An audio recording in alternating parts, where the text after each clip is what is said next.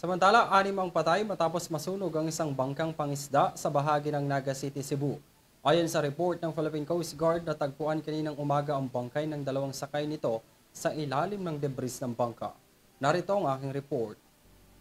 6 ang naiulat na nasawi matapos masunog ang isang fishing motor bangka sa vicinity water ng Naga City, Cebu, ayon sa Philippine Coast Guard. Ayon sa report ng PCG, nakarating sa kanila ang report ng insidente nitong Miyerkules, dakong alas 8 ng gabi, kung saan isa sa mga sakay ng bangkang pangisda ay critical matapos magtamo ng 3rd degree burn.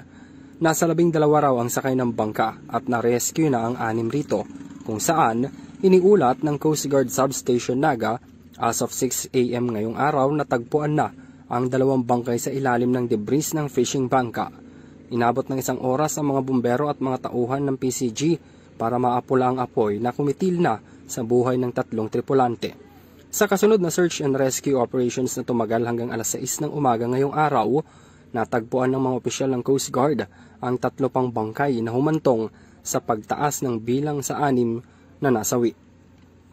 Base sa inisyal na investigasyon ng PCG, nagmula sa Masbate City ang bangkang pangisda at bigla na lamang raw nakarinig ang mga sakay nito ng pagsabog mula sa makina ng bangka na siyang pinaniniwalaan ngayong sanhi ng sunog. Para sa EuroTV News, ako si Henry V.